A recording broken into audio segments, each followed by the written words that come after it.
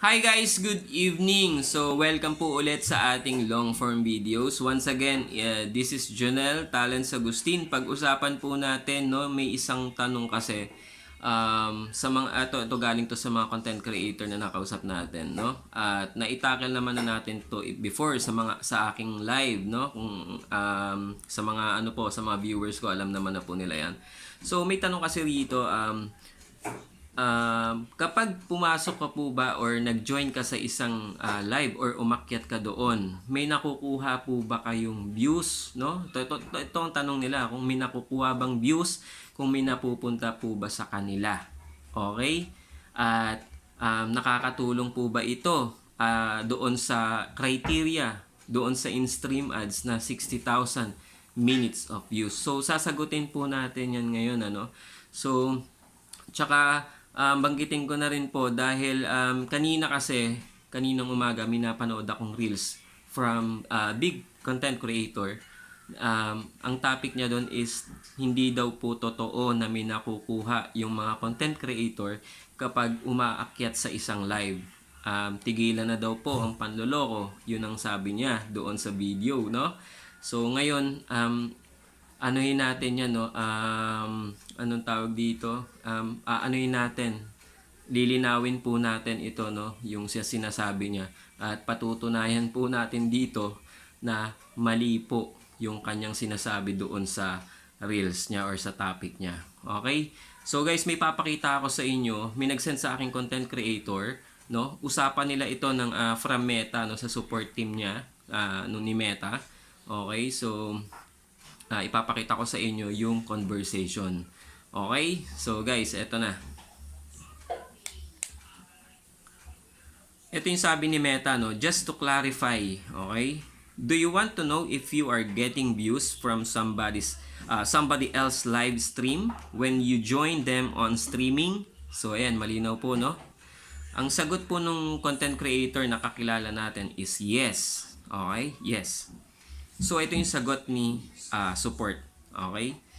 Thanks for confirming. To answer that, yes. Ayan po, malinaw . Nababasa nyo naman po. Yes. You will be getting views as long as you are streaming. So, ibig sabihin, kapag naka-stream ka or naka-live ka, is merong views na nakukuha, no? Kapag umakyat po kayo doon sa isang content creator na naka-live. Okay, malinaw po yan. So, tuloy natin. So, whenever you join to a certain live, that means your page or account is also in live stream. Ibig sabihin, same lang kayo, no? Kung umakyat ka sa isang live, naka-live ka din, naka-stream ka din, at the same time, gumagana rin, no? Napapanood, may pumapasok po sa inyong views. No, malinaw naman po yung nakalagay dito na sinasabi ni support team from Meta na meron po kayong makukuha at makakatulong po ito sa inyo. Okay? So, ang tanong naman natin next is, nadadagdag ba ito doon sa 60,000 minutes of views na kailangan ninyong makuha doon sa criteria, no? Isa ito sa criteria ni Meta for in-stream ads. So, tuloy po natin yung pagbasa, ha.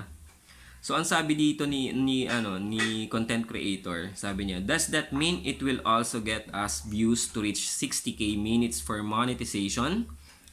Ang sagot po ni Meta, this will give you the minutes of views depending how long you were streaming and how many viewers the streaming has. So, malinaw po yan, guys, no?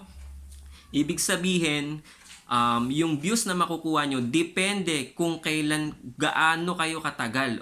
Kung gaano kayo katagal. Ibig sabihin, kung kailan kayo umakyat doon or nag-join doon sa isang live, no? Hanggang sa mag-exit po kayo, yun po yung duration ng minutes na makukuha nyo at depende dun sa views dahil depende rin po ito sa viewers, no? So, malinaw po yung nakalagay dyan. And, yes, this will be added to the 60,000 minutes views for in-stream ads eligibility. So, ayan guys, nasagot po natin yung tanong. Malinaw na malinaw po, no?